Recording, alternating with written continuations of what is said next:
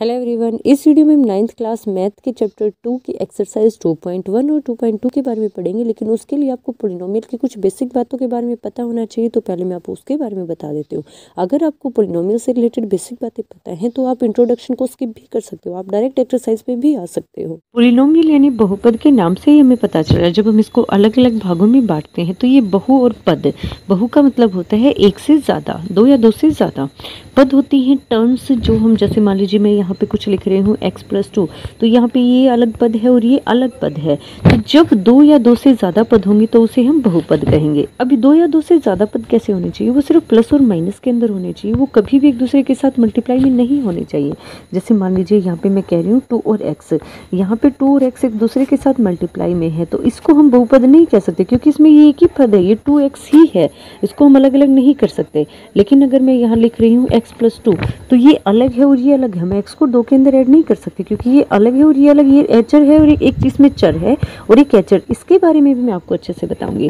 तो हमारे पास बहुपद हमेशा प्लस और माइनस में होता है, वो कभी भी मल्टीप्लाई और डिवाइड के अंदर नहीं होता। अगर मान लीजिए मैं आपको कह रही हूँ x/2, तो ये x/2 बहुपद नहीं है क्योंकि ये एक ही है, एक ही टर्म है, ये उसको हम अलग नहीं कर सकते। हम सिर्फ प्लस वाले को अलग कर सकते हैं। जैसे यहाँ पे मान लीजिए हमने 2 - x कर दिया, हमने यहाँ पे 3 - y कर दिया, तो ये अलग अलग पद हैं, तो इसे हम क्या कहेंगे? बहुपद कहेंगे। तो आपको इस बात का स्पेशली ध्यान रखना है कि बहुपद के टुकड़े हमेशा प्लस और माइनस में होते हैं, कभी भी डिवाइड के अंदर नहीं होते, और उसमें हमेशा दो से ज्यादा पद यानी टर्म्स होंगे। अब देखिए मैंने यहाँ लिख रखा है कि पॉलिनोमियल कांस्टेंट और वेरिएबल दोनों से मिलकर बनता है। हिंदी में हम बहुपद की अगर बात करें तो वो एचर और चर दोनों से मिलाकर बनता है। अब हम देख लेते हैं कि चर और एचर, कांस्टेंट और वेरिएबल क्या होते हैं। कांस्टेंट यानी कि एचर क्या होते हैं? जिनका मान यानी वैल्यू कभी भी नहीं बदलती। मान लीजिए मैं आपको कह रही हूँ 10 रुपए, उन 10 रुपए को आप कहीं पे भी ले जाइए, उसका मान कहीं नहीं बदलेगा, वो 10 का 10 ही रहेगा। 10 किलोग्राम भी 10 किलोग्राम ही रहेगा, उसके अंदर कहीं पे भी कोई भी बदलाव नहीं आएगा। लेकिन अगर मैं आपको कह रही हूँ कि मेरे पास कुछ रुपए हैं, तो वो कुछ रुपए कुछ भी हो सकते हैं, 5, 10, 50, 20, 100, लाख, करोड़, कुछ भी हो सकते हैं। मतलब हम उसकी जगह कुछ भी रख सकते हैं। आप एक और एग्जाम्पल देख लीजिए, उससे आपको और अच्छे से समझ आ जाएगा। मैं आपको कह रही हूँ कि 2 + x, इस तरह से, तो यहाँ पे 2 का 2 ही रहेगा। आप 2 के अंदर कुछ भी चेंज नहीं करते, लेकिन हम x की जगह कुछ भी वैल्यू रख सकते हैं। मान लीजिए मैं कह रही हूँ कि मेरे पास कुछ रुपए हैं, मेरे पास 2 से कुछ रुपए ज़्यादा हैं, तो 2 से ज़्यादा, 2 ऐसे का ऐसा है, हम इसकी जगह कुछ भी रख सकते हैं। मेरे पास कुछ भी हो सकते हैं। मान लीजिए 40 है, मेरे पास 40 रुपए हैं, तो टोटल कितना हो जाएगा? 42, 42 हो जाएगा। मेरे पास 50 हैं तो ये 52 हो जाएगा। मेरे पास 100 है तो ये 102 हो जाएगा, 102। या फिर मेरे पास 500 है तो ये 502 हो जाएगा। अब आप एक बात बताइए, क्या कहीं पे भी 2 के अंदर कोई भी बदलाव आ रहा है? नहीं आ रहा है। सिर्फ और सिर्फ x के अंदर चेंज आ रहा है। x बदल जाएगा, x की वैल्यू बदल जाएगी, कुछ भी हो जाएगी। हम जो भी रखेंगे, हम प्लस की रख सकते हैं, माइनस की रख सकते हैं, कुछ भी रख सकते हैं, लेकिन हम 2 की जगह कुछ और 5, 7, 6, 8 कुछ नहीं रख सकते। तो यहाँ पे हमारे पास x वेरिएबल यानी कि चर है और 2 कांस्टेंट यानी कि एचर है। तो 1, 2, 10, 50, 100, 1000, ये इस तरह के जितने भी नंबर होते हैं ना, जिनका मान नहीं बदलता, उनको हम कांस्टेंट यानी एचर कहते हैं। और वेरिएबल यानी जिनका मान बदल जाता है, जिनकी जगह पे हम कुछ भी रख सकते हैं, उसे हम क्या कहेंगे? वेरिएबल। अब एक और एग्जांपल देख लीजिए छोटा सा। मान लीजिए 2 बच्चे x और y हैं, उन्होंने दोनों ने मिलकर 10 रुपए दिए हैं। तो एक, अब x वाले बच्चे ने ना 2 रुपए दिए हैं, तो y कितने देगा? 8। x ने अगर 3 दिए हैं तो y देगा 7। x ने अगर 4 दिए हैं तो y देगा 6। अब हम यहाँ x की जगह 1, 2, 3, 4, 5, 7 कुछ भी रख सकते हैं, तो x की जगह रखने से y का मान भी बदल जाएगा। x और y का मान बदल रहा है बार बार। 2 रखने से 8 आ रहा है, 3 रखने से 7 आ रहा है, लेकिन क्या कहीं पे 10 में चेंज आया? वो तो वैसे का वैसा है, उसके अंदर नहीं, हमें जोड़ 10 लेकर ही आना पड़ेगा, हम उसको कम या ज़्यादा नहीं कर सकते। तो 10 को नहीं बदल सकते, लेकिन x और y का मान हम बदल सकते हैं। तो ये हमारे पास क्या हो जाएंगे? वेरिएबल यानी कि चर हो जाएंगे, और 10 हमारे पास कांस्टेंट यानी कि एचर हो जाएगा। अब हम बात करते हैं पॉलिनोमियल के टाइप्स के। तो किसी को भी अलग अलग कैटेगरीज में डिवाइड करने के लिए किसी आधार की ज़रूरत होती है। जैसे आपकी क्लास के बच्चे हैं, उन्हें हम किन किन आधार पर अलग अलग विभाजित कर सकते हैं? आपकी क्लास के बच्चों को उम्र के आधार पर भी बांट सकते हैं, उनको जेंडर के आधार पर, लड़कियां एक तरफ लड़के एक तरफ, किसी भी आधार पर उनको बांट सकते हैं। तो टाइप्स के लिए किसी आधार की ज़रूरत होती है। तो सबसे पहले हम देखते हैं पदों के आधार पर। पदों के आधार पर 3 तरह के होते हैं, मोनोमियल, बाइनोमियल और ट्राइनोमियल। वैसे तो 2 ही होते हैं, मोनोमियल और पॉलिनोमियल। मोनोमियल यानी एक पद जिसके अंदर एक पद हो, जैसे कि x है, एक ही है। और पॉलिनोमियल होते हैं एक या एक से ज़्यादा। जैसे आप वचन से से देख लीजिए, एक वचन और बहुवचन। अगर मैं एक लड़का कहती हूँ तो उस टाइम पे वो एक वचन है, लेकिन अगर मैं दो कह रही हूँ तो दो लड़के वो बहुवचन हो जाएगा। 3 लड़के, 4 लड़के, 5 लड़के, 7 लड़के, 100 करोड़ हज़ार कितने ही हैं तो वो हमारे पास क्या हो जाएंगी, बहुवचन हो जाएगा। तो ऐसे ही अगर हमारे पास सिर्फ और सिर्फ एक पद है तो उसे हम एक पदी कहेंगे, एक वचन की तरह। और अगर हमारे पास 2 या 2 से ज़्यादा है तो उसे हम बहुपद कहेंगे। लेकिन अभी हमारे पास यहाँ 2 और 3 के लिए भी है तो वो भी मैं आपको बता देती हूँ। पहले है मोनोमियल यानी कि एक पद, इसके नाम से ही आपको पता चल रहा है, जिसके अंदर एक पद है। जैसे हमारे पास सिर्फ x है तो इस तरह से ये हमारे पास क्या हो जाएगा, एक पद, इसके अंदर और कुछ नहीं है। इसके अलावा हम प्लस या माइनस से इसके और टुकड़े नहीं कर सकते, तो इसे हम क्या कहेंगे, एक पदी, मोनोमियल जिसको हम इंग्लिश में कहते हैं। अगर हम बात करें बाइनोमियल की, तो बाइनोमियल क्या होता है, जिसमें 2 या 2 से ज़्यादा पद, 2 पद हो, 2 ही होने चाहिए, 2 से ज़्यादा नहीं होने चाहिए। पोलिनोमियल यानी बहुपद के लिए है कि 2 या 2 से ज़्यादा। बायोनोमियल के लिए 2 ही होने चाहिए। आपको कहीं पे भी बाई आ जाए ना, बाईलैंग्वेज जैसा भी बाई कहीं पे भी लिखा हुआ मिल जाए तो इसका मतलब वो 2 से रिलेटेड है, कहीं ना कहीं 2 से उसका संबंध है। तो इसके अंदर 2 टर्म होते हैं। जैसे आप x+2 ले लीजिए, प्लस से हम इसको अलग कर सकते हैं, ये अलग है और ये अलग है। हम कह रहे हैं x - y, तो ये अलग है और ये अलग है। तो इस तरह से ये हमारे पास क्या हो जाएगा, बाइनोमियल यानी कि द्विपदी। फिर हमारे पास ट्राइनोमियल यानी त्रिपदी है, जिसके अंदर 3 पद हो, 3 टर्म हो, उसे हम ट्राइनोमियल यानी कि त्रिपदी कहेंगे। जैसे x² + x + 1, जब हम इसको अलग अलग बांट सकते हैं, अलग अलग पार्ट्स में टुकड़े कर सकते हैं, इसके प्लस या माइनस से ही टुकड़े होंगे। ये अलग पद हो जाएगा, ये अलग पद हो जाएगा और ये अलग पद हो जाएगा। तो ये हमारे पास 3 टुकड़े बन जाएंगे, तो इसे हम ट्राइनोमियल यानी कि त्रिपदी कहेंगे। फिर यहाँ अगले एग्जाम्पल में देखिए, x + y - 5, x अलग हो जाएगा, y अलग हो जाएगा और 5 अलग हो जाएगा। इसके भी इतने कितने टुकड़े हैं, 3, तो ये हमारे पास त्रिपदी हो जाएगा। हम बात करते हैं types based on degree and component, घात और शक्ति के आधार पर। अब इसके लिए हमें डिग्री यानी घात का पता होना चाहिए। मान लीजिए कि एग्जाम्पल हमारे पास है x² + x + 1। अब इसमें 3 टर्म है, 3 अलग अलग पद हैं, तो इसके अंदर x और y कोई भी वेरिएबल हो सकता है, t, p, q, r, कुछ भी, जो भी वेरिएबल हमारे पास है उसकी जो सबसे बड़ी पावर होगी वो हमारी डिग्री कहलाएगी। अब यहाँ पे सबसे बड़ी पावर क्या है, 2, सबसे बड़ी शक्ति हमारे पास 2 है, तो इसलिए इसकी डिग्री बन जाएगी 2। अब कोई और देखिए, x³ - x, अब यहाँ पे इसकी पावर 1 है और इसकी पावर 3 है, तो सबसे बड़ी पावर हमारे पास कितनी है, 3, तो इसलिए यहाँ पे हमारी डिग्री हो जाएगी 3। अगर मैं आपसे कहूँ कि x की पावर 4 - x², अब यहाँ पे हमारी डिग्री क्या है, 4, तो ये डिग्री होती है सबसे बड़ी शक्ति। और इसमें ना सिर्फ और सिर्फ वेरिएबल की देखी जाएगी, जो चर पद हमारा है सिर्फ उसका देखा जाएगा, बाकी कुछ भी हो। x - 2 की पावर 4, तो भी यहाँ 4 डिग्री नहीं हो सकती, क्योंकि 2 की पावर 4, 2 एक कॉन्स्टेंट है, एक चर पद है, इसका नहीं देखना हमें सिर्फ और सिर्फ वेरिएबल का देखना है। तो x की पावर क्या है, 1, तो यहाँ पे हमारी डिग्री क्या हो जाएगी, 1 हो जाएगी। तो जब हम इनको डिग्री यानी घात के आधार पर बांटेंगे तो ये 3 तरह के होते हैं। सबसे पहला है लीनियर इक्वेशन यानी रैखिक समीकरण, जिसकी घात 1 हो। जैसे हमारे पास x + 5 है, x की घात यहाँ पे 1 है, x की पावर 1 है, a - 1 है, a की पावर यहाँ पे 1 है, की शक्ति 1 हो जाएगी। अकेला y हमारे पास, इसमें टर्म का कुछ नहीं होता। इस घात के बारे में, सॉरी, जो पद हमारे पास है उनके बारे में पीछे कर चुके हैं। अब की बार हम सिर्फ पावर देखेंगे, शक्ति देखेंगे। जो भी हमारे पास a, b, c, d, p, q, r, जो भी वेरिएबल हैं, जो चर पद हैं, उनकी शक्ति देखनी है अब की बार में। अब की बार पद नहीं देखना, पद कितने भी हो सकते हैं। जैसे मैं आपको कहूँ कि x की घात 2 + 2, अब यहाँ पद नहीं देखने में, पद कितने हैं, 3 हो, 4 हो, 5 हो, कोई फर्क नहीं पड़ता। हमें सिर्फ x की घात देखनी और वो भी बड़ी से बड़ी देखनी, इससे बड़ा कुछ नहीं होना चाहिए। तो यहाँ पे हमारी देखिए इसकी घात 2 है ना, तो ये द्विघाती हो जाएगा। तो जिसके अंदर सिर्फ और सिर्फ x, y, z, p, q, r, s, t की घात 1 होगी, उसे हम लीनियर यानी कि रैखिक समीकरण कहेंगे। x + y, अब इसमें देखिए x की भी घात 1 है, y की भी घात 1 है, तो ये हमारे पास रैखिक समीकरण है। फिर उसके बाद हमारे पास क्वाड्रेटिक इक्वेशन यानी कि द्विघाती समीकरण है, जिसकी घात 2 हो। तो अब की बार देखिए x² + 1, अब यहाँ x की पावर कितनी है, 2, तो ये द्विघात समीकरण हो जाएगा। x² + x - 1, अब यहाँ पदों की संख्या तो 3 है, अगर हम इसे पदों के आधार पर विभाजित करें तो ये त्रिपद है, लेकिन अगर हम इसे घात यानी कि शक्ति, पावर, डिग्री के आधार पर करें तो ये भी घात है, क्योंकि इसकी बड़ी से बड़ी शक्ति कितनी है, 2। ये हमारे पास क्या हो जाएगा, क्वाड्रिक हो जाएगा, द्विघाती हो जाएगा। लेकिन पद की बात करें तो ये हमारे पास त्रिपदी हो जाएगा। फिर उसके बाद हमारे पास है त्रिघात यानी कि जिसकी घात 3 हो, आपकी बार पावर 3 हो जाएगी। x³ - 3, देखिए अब x की पावर बड़ी से बड़ी बड़ी कितनी है, 3 है।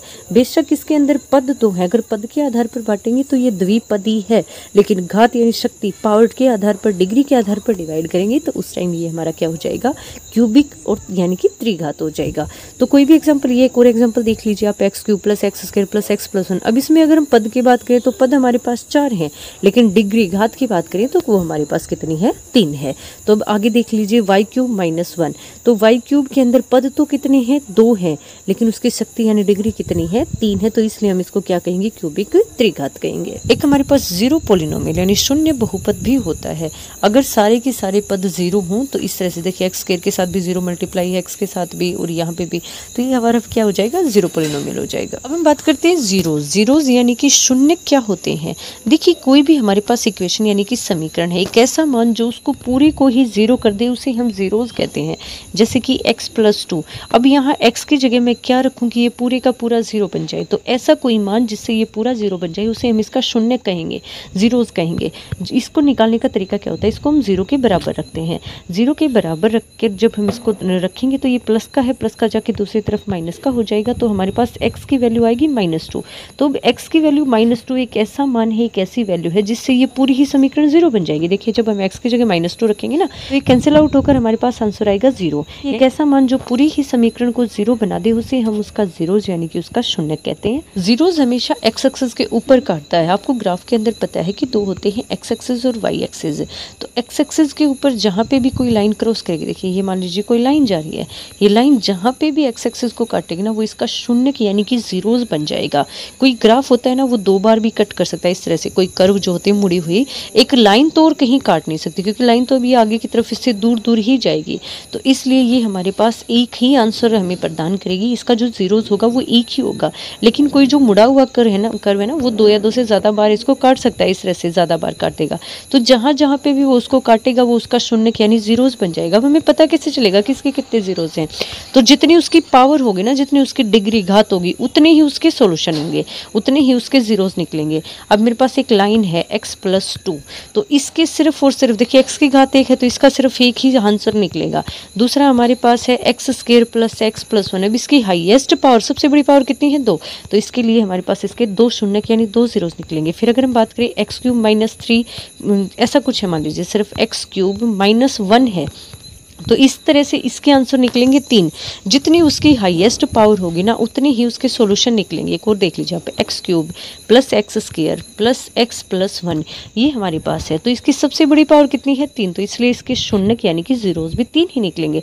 जब एक्सरसाइज करेंगे तो आपको ये और अच्छे से समझ आ जाएगा। यहाँ मैं आपको एक बात और बता देती हूँ कि डिग्री हमेशा पॉजिटिव होती है, वो कभी भी नेगेटिव में नहीं हो सकती। जैसे x की पावर -1, x की पावर -3 ऐसा कभी नहीं हो सकती, वो x की पावर 1, x की पावर 2 ऐसे ही मिलेगी, 1 2 3 4 5 एक पॉजिटिव नंबर ही मिलेगा, कभी भी माइनस के अंदर नहीं आएगा और ना ही वो 1/2 के अंदर आएगा। अगर x की पावर 1/2 है, x की पावर 3/4 है तो वो भी हमारे पास पॉलिनोमियल यानी बहुपद नहीं होता, इसकी पावर पूरी होनी चाहिए, नंबर होना चाहिए। जैसे हमारे पास 1/x है, तो जब ये x ऊपर जाएगा ना तो इसकी पावर -1 बन जाएगी, तो ये हमारे पास बहुपद नहीं है। हम 1/x को बहुपद यानी पॉलिनोमियल नहीं कह सकते। तो आपको पॉलिनोमियल का कंसेप्ट समझ आ गया होगा। अब चलिए एक्सरसाइज करते हैं। फर्स्ट क्वेश्चन देखिए, which of the following expression are polynomial in 1 variable and which are not. हमें ये बताना है कि कौन सा पॉलिनोमियल ऐसा है जिसके अंदर सिंगल वेरिएबल है और किसके अंदर ज़्यादा है। देखिए वेरिएबल हमें पता है x, y, z, a, b, c ये सारे क्या होते हैं, वेरिएबल होते हैं जिनकी वैल्यू चेंज हो सकती है, हम इनकी जगह कुछ भी रख सकते हैं।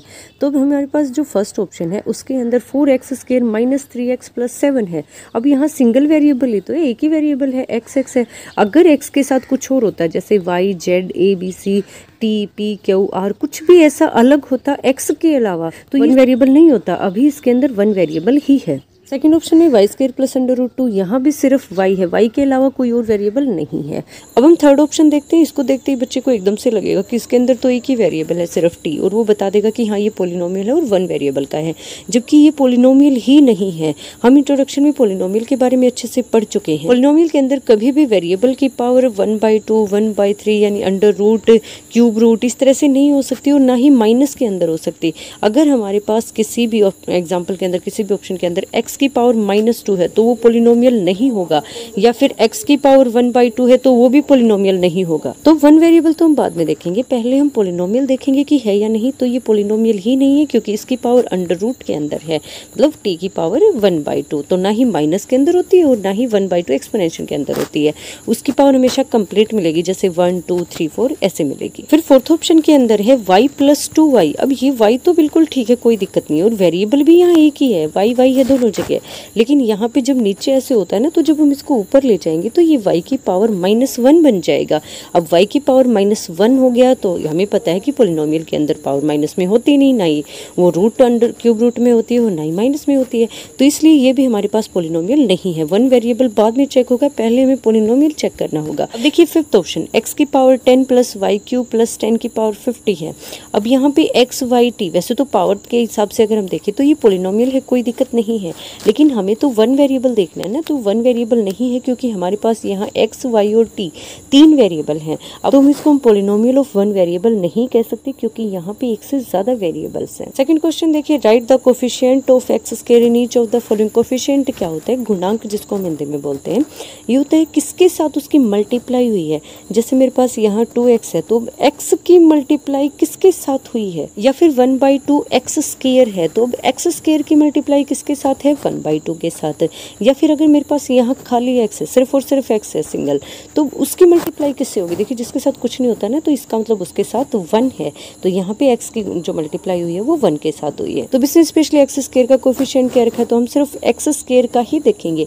अब देखिए x² के साथ कुछ भी नहीं है, तो जिसके साथ कुछ भी नहीं होता इसका मतलब उसके साथ क्या है? 1, तो यहाँ x² का कोफिशिएंट 1 हो जाएगा। सेकंड ऑप्शन के अंदर क्या है? -x²। अब यहाँ पे हम 1 नहीं कह सकते, यहाँ पे माइनस भी लगा हुआ है, तो यहाँ पे हमारा आंसर हो जाएगा -1। x² का कोफिशिएंट -1 है। थर्ड ऑप्शन है π/2 x² + x। अब यहाँ x² की मल्टीप्लाई π/2 से है तो x² का कोफिशिएंट π/2 हो जाएगा। फोर्थ पार्ट के अंदर देखिए x² है ही नहीं, तो इसका मतलब यहाँ पे x² की मल्टीप्लाई 0 के साथ हुई है, तो यहाँ x² का कोफिशिएंट 0 हो जाएगा। आप कंफ्यूज मत हो ना कि ये x का मल्टीपल हम अंडर रूट यहाँ आंसर लिख देंगे, नहीं, x² का क्या रखा है तो हमें x² का ही देखना है। और यहाँ पे अगर x² है ही नहीं तो इसका मतलब उसकी मल्टीप्लाई 0 से होकर वो पूरा ही 0 बन गया, खत्म हो गया, वो है ही नहीं, तो इसलिए यहाँ पे हमारे x² का कोफिशिएंट 0 माना जाएगा। थर्ड क्वेश्चन है, given example each of A binomial of degree 35 end of a monomial of degree 100। अब ये दो अलग अलग पार्ट्स हैं।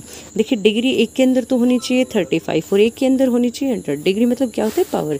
जैसे मान लीजिए एक एग्जांपल है x² + x + 2।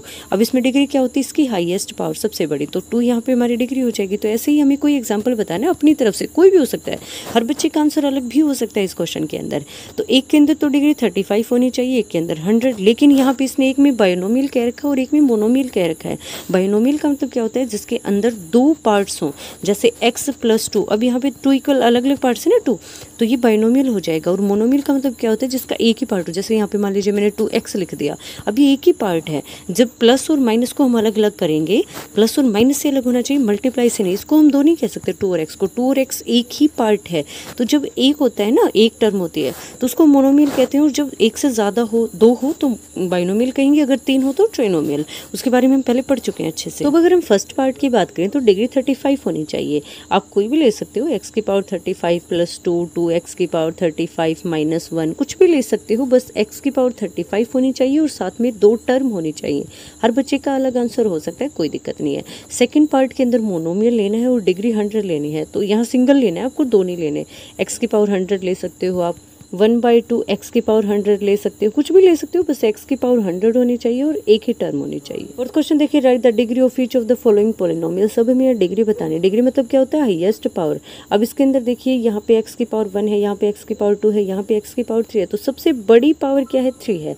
तो x की पावर 3 आंसर नहीं है, यहाँ पे सिर्फ 3 हमारा आंसर होगा। सबसे बड़ी पावर क्या है? अगर हम कोफिशिएंट की बात करें तो x³ का 5 हो जाएगा, x² का 4 हो जाएगा और x का 7 हो जाएगा। अब इसके अंदर देखिए सबसे बड़ी पावर क्या है? 2, तो यहाँ पे हमारी डिग्री 2 हो जाएगी। यहाँ पे t की पावर क्या है? 1, हाईएस्ट, इससे बड़ी नहीं है ना, तो यहाँ पे डिग्री 1 हो जाएगी। अब देखिए फोर्थ ऑप्शन में यहाँ 3 लिख रखा है, बच्चे इसमें कंफ्यूज हो जाएंगे। अगर यहाँ पे कोई भी वेरिएबल नहीं है हमारे पास, तो उसका मतलब उसकी पावर 0 है, वो है ही नहीं। तो मान लीजिए x की पावर 0 भी हो सकती है, t की पावर 0, y की पावर 0, कुछ भी हो सकता है, कोई भी वेरिएबल। तो हमें वेरिएबल की पावर बतानी है, डिग्री वेरिएबल की पावर होती है, बाकी चाहे कुछ भी हो, लाख करोड़ कुछ भी हो, कोई फ़र्क नहीं पड़ता, सिर्फ वेरिएबल की पावर को ही हम काउंट करेंगे। अगर आपको 1000 एक्स स्क्वायर लिखा हुआ मिल जाए तो इसकी डिग्री 2 ही होगी, 1000 का उससे कोई लेना देना नहीं होता, इसकी डिग्री 2 मानी जाएगी। तो अब यहाँ पे 3 है, इसका मतलब यहाँ पे कोई ना कोई वेरिएबल हम लेंगे तभी तो वो पोलिनोमियल कहलाएगा। तो अब यहाँ पे जो भी वेरिएबल है ना उसकी पावर 0 है और किसी की भी पावर 0 हमेशा 1 होती है। तो 3 × 1 मतलब अब इस तरह से हमारा आंसर 3 आ जाएगा। तो अब हम कह सकते हैं कि यहाँ जो भी वेरिएबल है उसकी पावर 0 हो जाएगी। तो इस तरह से इस पोलिनोमियल की जो डिग्री है वो 0 बन जाएगी। Next question, classify the following as linear, quadratic और क्यूबिक पोलिनोमियल। अब हमें लीनियर, क्वाड्रिक और क्यूबिक के बारे में पता होना चाहिए। लीनियर क्या होती है? जिसकी पावर 1 हो, जिसकी डिग्री 1 हो, हाईएस्ट डिग्री। क्वाड्रिक क्या होती है? जिसकी हाईएस्ट डिग्री 2 हो। और क्यूबिक क्या होती है? जिसकी हाईएस्ट डिग्री 3 हो।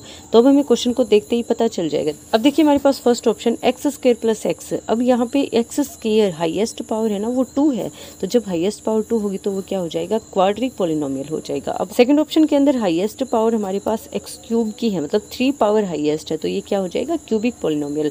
फिर थर्ड ऑप्शन के अंदर वाई स्क्वायर, मतलब वाई की पावर 2 हाईएस्ट है, 2 हमारी डिग्री हो जाएगी, तो 2 के लिए हमारे पास क्वाड्रिक था। ऐसे ही आगे 1 प्लस एक्स, अब एक्स की पावर 1 हाईएस्ट है, इससे बड़ी पावर हमारे पास नहीं है, तो ये हमारे पास लीनियर हो जाएगा। फिर है 3t। अब यहाँ 3 अलग है और t की पावर 1 है, हमें 3 से कोई मतलब नहीं है, हमें तो t की पावर चाहिए, तो t की पावर 1 होने की वजह से ये लीनियर हो जाएगा। फिर r क्यूब, अब चाहे आप a b c d p q r s t कुछ भी ले लीजिए, हमें सिर्फ वेरिएबल चाहिए।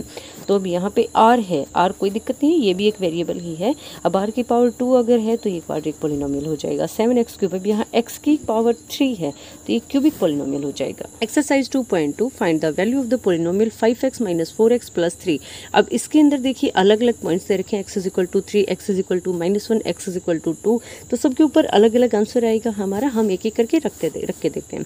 अब x = 0 का मतलब है जहाँ जहाँ पोलिनोमियल के अंदर x है वहाँ हमें 0 रखना है और बाकी सारे को वैसे का वैसा रखना है, कुछ नहीं करना। अब सबसे पहले देखिए यहाँ 5 है, हम 5 को ऐसे कैसा रख देते हैं, x की जगह हम क्या रखेंगे? 0, फिर प्लस आ जाएगा, फिर यहाँ 4 का 4 आ जाएगा, 4x स्क्वायर, देखिए एक्स स्क्वायर, अब 0 का स्क्वायर करेंगे तो कुछ नहीं होने वाला, 0 का 0 ही रह जाएगा। फिर है प्लस में 3, तो अब यहाँ पे 5 की 0 से मल्टीप्लाई होगी तो 0 आ जाएगा। फिर उसके बाद 4 0 का स्क्वायर करेंगे तो कोई फर्क नहीं पड़ना, 0 ही रहेगा, और 0 की 4 से मल्टीप्लाई करेंगे तो सारा ही 0 हो जाएगा। और फिर यहाँ पे लास्ट में है 3, तो अब 3 के साथ तो x है ही नहीं, तो ये ऐसे कैसा बच जाएगा, तो इसलिए हमारा आंसर क्या हो जाएगा? 3 आ जाएगा। तो हम जहाँ जहाँ x है वहाँ क्या रखेंगे? 0 रखेंगे। फिर सेकंड पार्ट के अंदर है x = -1, अब जहाँ भी x है अब की बार हमें -1 रखना है, तो 5 एज इट इज ले लीजिए। फिर उसके बाद x की जगह -1 रखिए, -4 एज इट इज, फिर उसके बाद 4 की जगह हम यहाँ x की जगह रखेंगे -1 का होल स्क्वायर। अब की बार आपको क्वेश्चन थोड़ा सा ध्यान से करना है, पिछली बार तो 0 थी, सारा कैंसिल हो गया, लेकिन अब की बार अलग से है।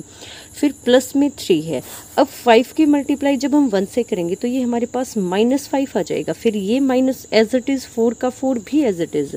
फिर जब हम 1 का स्क्वायर करेंगे तो -1 का स्क्वायर होता है 1 प्लस का 1, क्योंकि -1 की -1 के ही साथ मल्टीप्लाई होगी तो माइनस माइनस प्लस हो जाएगा, और 1 की 1 के साथ मल्टीप्लाई तो 1 ही होती है, तो माइनस माइनस प्लस हो गया, तो इसलिए यहाँ पे हमारे पास आ गया 1, फिर आ गया प्लस का 3, तो -5 एज इट इज़, 4 की 1 से मल्टीप्लाई की वो भी एज इट इज़, फिर प्लस का 3 आ गया।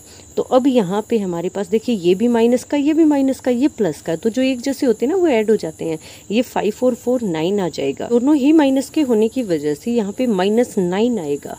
फिर प्लस का 3 एज इट इज़ है, 9 में से 3 को हम माइनस करेंगे, देखिए एक जैसे हो ना तो वो ऐड हो जाते हैं और अलग अलग हो तो माइनस हो जाते हैं, तो 9 में से हमने 3 को माइनस किया, यहाँ पे आ गया 6, और निशान हमेशा बड़े का आएगा, जब भी हम माइनस और प्लस को प्लस माइनस कुछ भी करते हैं तो निशान हमेशा बड़े का आता है, तो यहाँ पे हमारा आंसर हो जाएगा -6। फिर हमारे पास थर्ड ऑप्शन है x = 2, अब जहाँ पे भी x है वहाँ हमें 2 रखना है, 5 एज इट इज़, फिर x की जगह आ जाएगा 2, -4 एज इट इज़, x की जगह यहाँ पे 2 आ जाएगा, तो x का स्क्वायर है तो यहाँ पे भी x का 2 का क्या हो जाएगा? स्क्वायर, +3 एज इट इज़, फिर 5 2 कितना होता है 10 माइनस, अब यहाँ पे हम 2 का स्क्वायर करेंगे कितना हो जाएगा 4 4 4 जा 16 आ जाएगा प्लस 3। तो अब यहाँ जो एक जैसे हैं वो प्लस हो जाएंगे, अगर दोनों माइनस के हैं तो भी प्लस हो जाएंगे पर निशान माइनस का आएगा। अब यहाँ पे जिसके आगे कुछ नहीं होता इसका मतलब वो प्लस का है, तो 10 भी प्लस का 3 भी प्लस का, ये बन जाएगा 13।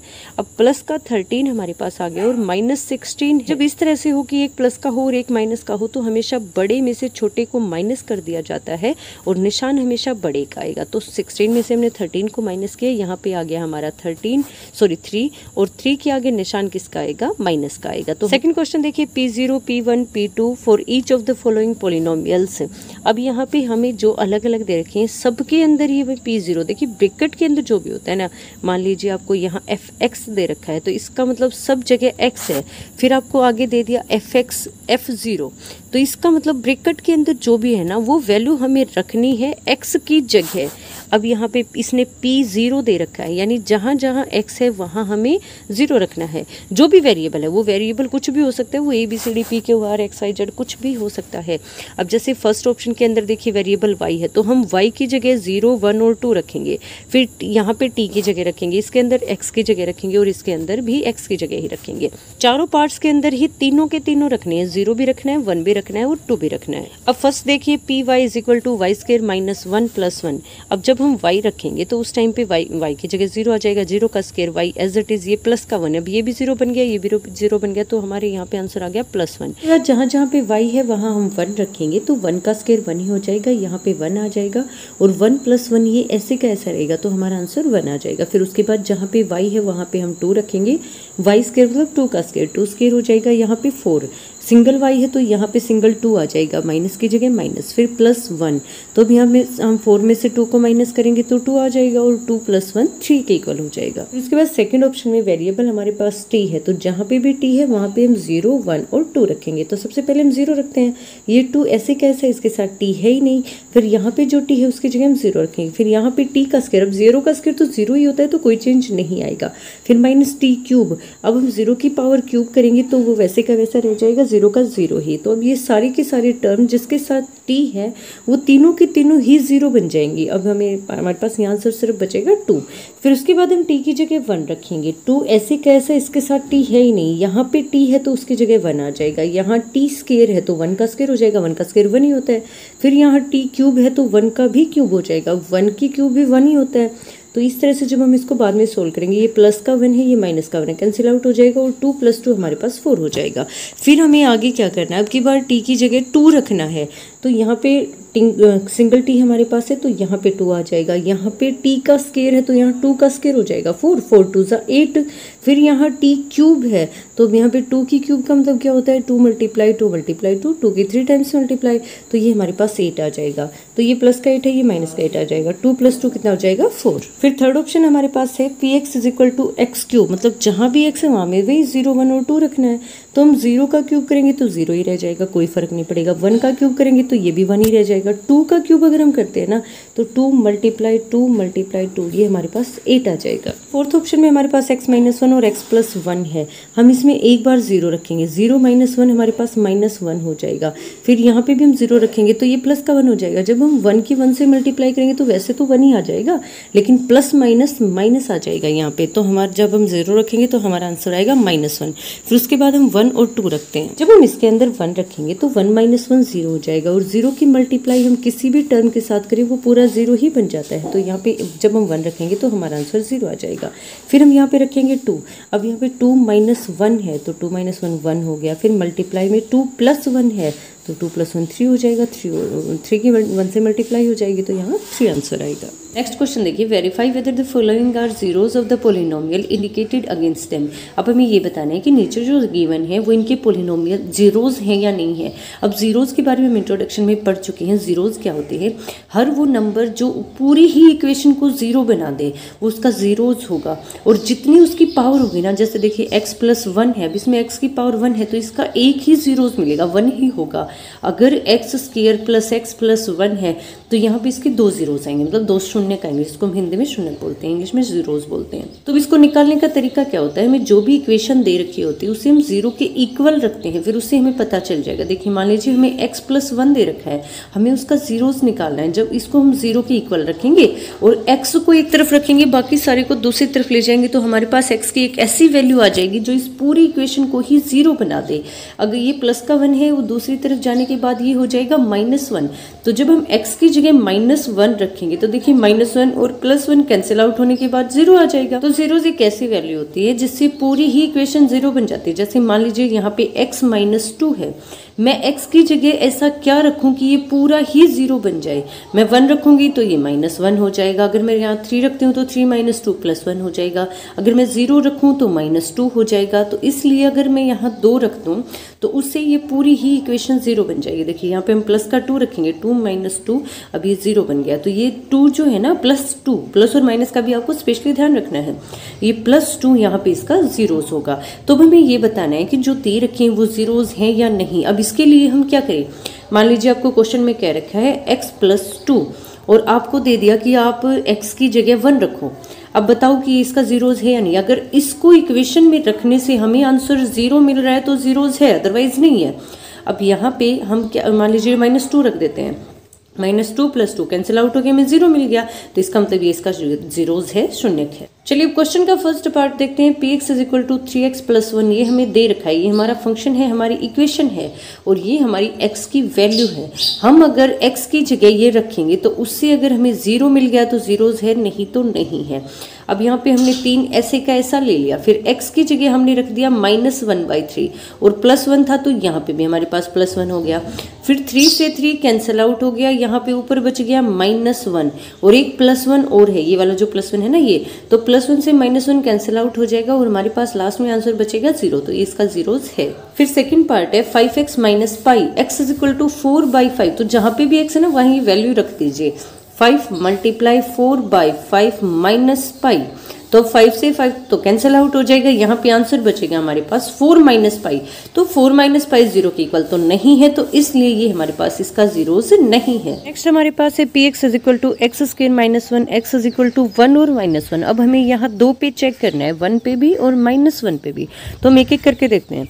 पहले हम x की जगह 1 रखते हैं, 1 का स्क्वायर 1 ही होता है, फिर -1 करेंगे तो 0 आंसर आ गया, इसका मतलब 1 तो हमारे पास जीरोस है। फिर हम -1 रख के देखते हैं। अब जब हम -1 का स्क्वायर करेंगे तो -1 की मल्टीप्लाई -1 से करने के बाद हमें प्लस का 1 ही मिलेगा। बेशक यहाँ पे -1 है लेकिन स्क्वायर से माइनस प्लस हो जाएगा। फिर प्लस -1, वही सेम पहले जैसे सिचुएशन बन गई, 1 - 1 0 हो गया, हमारा आंसर 0 मिल गया। तो अब इसके कितने शून्य हैं, कितने जीरो हैं, सॉरी 2।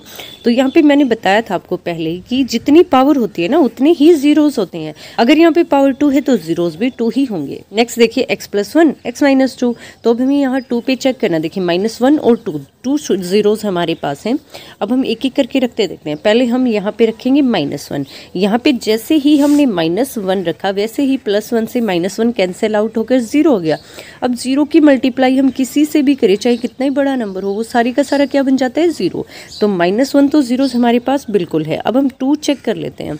जब हम 2 रखेंगे x की जगह तो 2 - 1 यहाँ पे तो 1 आ जाएगा, लेकिन 2 - 2 यहाँ पे क्या आ जाएगा, 0। तो अब 0 की मल्टीप्लाई हम 1 से कर रहे हैं तो हमारा आंसर क्या आएगा, 0 आएगा। तो इसलिए -1 और 2 ये दोनों भी क्या है, इसके जीरोस हैं। अब आपको लग रहा होगा कि यहाँ तो पावर 1 है और यहाँ पे हमारे जीरोस 2 आ गए। तो उसका देखिए जब हम इसकी मल्टीप्लाई करेंगे ना इसके साथ, तो उस टाइम पे ये आ जाएगा हमारे पास x², फिर ये आगे जाके -2x और ये +x और फिर ये आगे 2 - 2। ठीक है, मतलब जब इसका सॉल्यूशन होगा ना तो x का स्क्वायर ही आ जाएगा। जब हम इसकी मल्टीप्लाई इसके साथ करेंगे तो x² आने की वजह से इसके जीरोस भी 2 ही हो जाएंगे। आगे देखिए px = x² और x = 0 हमें चेक करना है। अब जब हम x की जगह 0 रखेंगे और 0 का स्क्वायर करेंगे तो 0 ही आएगा, तो इसलिए ये इसका जीरोस है। नेक्स्ट है px is equal to L X plus M, और एक्स की हमें वैल्यू गिवन है माइनस एम अपॉन एल। ऐसे क्वेश्चन में बच्चे सबसे ज़्यादा कंफ्यूज होते हैं। हमें एल की जगह एल ऐसे का ऐसा रखना है, कुछ नहीं करना। एक्स की जगह जो वैल्यू है ना वो रख देंगे हम, माइनस एम बाई एल, और फिर आगे हमारे पास है प्लस एम। अब देखिए एल से तो कैंसिल आउट हो जाएगा, यहाँ बचेगा माइनस एम और प्लस का एम। तो जब दो बिल्कुल एक जैसे होना चाहिए, वो कुछ भी हो, एक अगर प्लस का है एक अगर माइनस का है, तो वो दोनों एक दूसरे से कैंसिल आउट हो जाते हैं। यहाँ पे हमारे पास एल से एल कटने के बाद -1 और प्लस एम बच जाएगा। ये दोनों कैंसिल आउट होकर हमें लास्ट में रिजल्ट देंगे 0। तो अब 0 आंसर आ गया, तो सीधी सी बात है इसका 0 हो जाएगा। फिर उसके बाद है 3x² -1। एक्स की हमें दो वैल्यूज गिवन है, अब दोनों हमें चेक करनी है। यहाँ मैं आपको एक बात और बता देती हूँ कि जब हम अंडर रूट की मल्टीप्लाई अंडर रूट से करते हैं तो उस टाइम पे अंडर रूट खत्म हो जाता है। ये बात सिर्फ एक जैसे पे ही अप्लाई होगी। जैसे मान लीजिए हम अंडर रूट 2 की मल्टीप्लाई अंडर रूट 3 पे कर रहे हैं, तो यहाँ पे वो अप्लाई नहीं होगा जो मैं आपको अभी बताने वाली हूँ। उसके लिए हमें अंडर रूट 3 की अंडर रूट 3 से ही करनी है, अंडर रूट 2 की अंडर रूट 2 से ही करनी है। देखिए जब भी अंडर रूट होता है ना, उसकी पावर होती है 1/2। यहाँ पे मान लीजिए मेरे पास अंडर रूट 3 है, इसकी लिख सकती हूँ मैं 3 की पावर 1/2 हाफ। ठीक है, तो जब हम अंडर रूट का स्केयर करते हैं तो वो पावर ऊपर चली जाती है और इन दोनों पावर्स की आपस में मल्टीप्लाई हो जाती है। मल्टीप्लाई होने की वजह से 2 से 2 कैंसिल आउट हो जाएगा और यहाँ पे हमारे पास सिर्फ बचेगा 3 की पावर 1। तो अब इससे देखिए अंडर रूट खत्म हो गया ना। जब हम अंडर रूट 3 की मल्टीप्लाई अंडर रूट 3 से करेंगे तो हमें आंसर मिलेगा 3, और उसका कारण होता है इस तरह से पावर्स का आपस में मल्टीप्लाई होना। आई होप समझ आ गया होगा। अब आगे देखते हैं। उसके बाद हमने जो क्वेश्चन में गिवन है -1/√3, वो यहाँ पे हम रखेंगे इसके अंदर जहाँ पे भी x है। 3 ऐसे का ऐसे आ जाएगा। x का स्क्वायर देखिए -1/√3 का होल स्क्वायर है, तो हम ऊपर वाले का अलग स्क्वायर कर देंगे। 1 का स्क्वायर तो 1 ही हो जाएगा। अंडर रूट 3 का स्क्वायर हमारे पास आ जाएगा 3। मैंने अभी आपको बताया है क्यों आया है। और माइनस माइनस हमारे पास प्लस हो जाएगा। तो जब हम -1/√3 का स्क्वायर करेंगे तो उस टाइम पे हमारे पास जो आंसर आएगा वो आएगा +1/3। कहाँ से आया है ये मैंने आपको समझा दिया है। फिर उसके बाद 3 × 1/3 -1 इस तरह से बन जाएगा। 3 से 3 कैंसिल आउट हो जाएगा। 1 - 1 1 में से 1 गया 0, तो हमारा लास्ट में आंसर 0 बच गया, तो इसलिए इसका 0 है। अब हम चेक करते हैं 2/3। अब देखिए 2/3 का जब हम स्क्वायर करेंगे तो ऊपर वाले का अलग हो जाएगा। 2 का स्क्वायर होता है 4 और अंडर रूट 3 का स्क्वायर हम अभी पढ़ चुके होता है 3, तो यहाँ पे आ जाएगा 4/3। तो अब इसलिए हम जब एक्स स्क्वायर की जगह 4/3 रखेंगे तो उस टाइम पे क्या बनेगा 3 × 4/3 -1। 3 से 3 कैंसिल आउट हो जाएगा। 4 - 1 हमारे पास 3 आ जाएगा। 0 नहीं आया है, 0 आएगा तो ही वो उसका 0 होगा, अदरवाइज नहीं होगा। तो यहाँ पे हमारा 0 आंसर नहीं आया है, इसलिए -1/√3 तो इसका 0 है। 2/√3 इसका 0 नहीं है। फिर उसके बाद है 2x + 1 और हमें x की वैल्यू गिवन है 1/2। तो जो जहाँ पे भी x है वहाँ 1/2 रख देंगे। 2 से 2 कैंसिल आउट हो जाएगा। फिर बाद में +1 है तो 1 और 1 2 हो जाएगा। अब आंसर कुछ भी हो, अगर 0 नहीं है तो उसका 0 नहीं है। देखिए 4th question, find the 0 of the polynomial in each of the following cases. अब की बार हमें 0s फाइंड करने, पिछले में तो हमें गिवन था, हमें चेक करना था वैल्यू रख के कि 0s है या नहीं है। अब की बार हमें खुद निकालना है कि इसकी 0s होंगे क्या। तो मैं आपको बता चुकी हूँ कि जब भी हमें 0s निकालना होता है तो हम उस पूरी ही इक्वेशन को 0 के इक्वल रख देते हैं। अब यहाँ पे x + 5 है, हमने इसको 0 के इक्वल रखा, तो अब आप x को छोड़कर बाकी का सारा दूसरी साइड ले जाइए, आपका आंसर आ जाएगा। यहाँ पे +5 है, ये दूसरी तरफ जाके माइनस का हो जाएगा। प्लस वाला माइनस का हो जाता है, माइनस वाला प्लस का, मल्टीप्लाई वाला डिवाइड का और डिवाइड वाला मल्टीप्लाई में। इस तरह से जब चेंज हो जाते हैं उनको इक्वल के हम दूसरी तरफ ले जाते हैं। तो जब ये +5 इक्वल के दूसरी साइड जाएगा तो ये -5 हो जाएगा। तो इसलिए हमारे 0s क्या आ जाएंगे -5। आप इसको चेक भी कर सकते हो। आप इस इक्वेशन में जो भी हमारा आंसर है ना उसको रख के देख लीजिएगा। अगर आंसर 0 आ रहा है तो इसका मतलब आंसर बिल्कुल ठीक है। आप यहाँ पे -5 रखिए, -5 और +5, एक प्लस का है एक माइनस का, कैंसिल आउट हो जाएंगे और यहाँ पे हमारा आंसर 0 आ जाएगा। फिर आगे है x - 5। तो अब की बार हम फिर से वही काम करेंगे, 0 के इक्वल रखेंगे। ये -5 है, दूसरी तरफ जाके प्लस का 5 हो जाएगा और आंसर +5 आ जाएगा। फिर हमारे पास है 2x + 5। अब की बार थोड़ा सा अलग है, हम इसको 0 के इक्वल रखेंगे। तो पहले तो आप उसको दूसरी तरफ ले जाइए जिसके साथ x है ही नहीं, ये दूसरी तरफ जाके किसका होगा -5 हो जाएगा। फिर यहाँ पे बचेगा एक तरफ 2x। तो 2 के साथ जो x है ना वो मल्टीप्लाई में है, वो प्लस या माइनस में नहीं है, वो मल्टीप्लाई में है। तो ये दूसरी तरफ जाके किस में चला जाएगा, मल्टीप्लाई वाला डिवाइड में जाता है नीचे की तरफ। तो इसलिए हमारा x का आंसर आ गया -5/2। फिर हमारे पास है px = 3x - 2, इसको हम 0 के इक्वल रखेंगे, ये 2 उस दूसरी तरफ जाके प्लस का हो जाएगा, तो 3x = 2। फिर ये x उस तरफ देखिए, अब ये 3 है ना, वही सेम काम है पीछे वाला, ये मल्टीप्लाई में है, इस तरफ जाके डिवाइड में होगा, तो हमारी x की वैल्यू आ जाएगी 2/3। आप इसको ऐसे का ऐसा रख के देख सकते हो, जहाँ पे भी x है वहाँ ये वैल्यू रख दीजिए, आपका आंसर 0 आ जाएगा। फिर है px = 3x, जब हम 3x को 0 के इक्वल रखेंगे तो ये जो 3 है ना, 3 वो डिवाइड में चला जाएगा। अब 0 के नीचे चाहे कितना ही बड़ा नंबर डिवाइड में हो, कोई फर्क नहीं पड़ता, वो 0 ही होता है। तो इसलिए इसका जो जीरोज होगा ना वो 0 ही होगा, मतलब हम x की जगह और कोई ऐसी वैल्यू नहीं रख सकते जिससे हमारा आंसर 0 आ जाए। मान लीजिए हम 1 रख रहे हैं तो 3 × 1 यहाँ पे 3 आ जाएगा, हम 1/2 रख रहे हैं तो 3/2 आ जाएगा, हम 1/4 रख रहे हैं तो 3/4 आ जाएगा। मतलब कहीं पे भी आंसर हमारा 0 नहीं आ रहा है, 0 की बजाय अगर हम x की जगह 0 रख रहे हैं ना तो ही हमारा आंसर 0 आ रहा है। 0 की मल्टीप्लाई किसी भी बड़े नंबर से कर दे वो सारा 0 बन जाता है, तो इसलिए इसका 0 0 हो जाएगा। फिर नेक्स्ट देखिए px = ax, अब की बार ये बिल्कुल सेम 3x वाला है, बस 3 की जगह इसने a दे दिया, तो ax = 0 रखेंगे, ये दूसरी तरफ जाके डिवाइड में हो जाएगा। हमें नहीं पता एक ही जगह क्या है, 1 2 3 4 5 कुछ भी हो सकता है, बस यहाँ पे कोई नंबर है। तो अब 0 के अपोन में हम कुछ भी रख लें, प्लस माइनस कुछ भी, वो पूरा ही क्या बन जाएगा, 0 बन जाएगा, तो इसलिए इसका जीरोस भी 0 ही होगा। नेक्स्ट देखिए cx + d, इसको हम 0 के इक्वल रखेंगे, तो cx + d = 0, ये प्लस का d है, ये दूसरी तरफ जाके किसका होगा, माइनस का, तो cx हमारे पास -d के इक्वल आ जाएगा, और ये cx मल्टीप्लाई में है, दूसरी तरफ जाके डिवाइड में हो जाएगा, तो x की वैल्यू हमारे पास आ जाएगी d/c, और वो भी किसका, माइनस का, क्योंकि ये d पहले दूसरी तरफ जाके माइनस का हो चुका है, ये माइनस ऐसे का ऐसा रहेगा, और हमारे पास x की वैल्यू आएगी -d/c, यही हमारा 0 है। आई होप आपको सारे पॉइंट अच्छे से समझ आ गए होंगे। अगर अभी भी कहीं पे कोई प्रॉब्लम है तो आप मुझे कमेंट करके बता सकते हैं। अगर आपने अभी तक चैनल को सब्सक्राइब नहीं किया तो चैनल को सब्सक्राइब कर लीजिए। Thank you very much.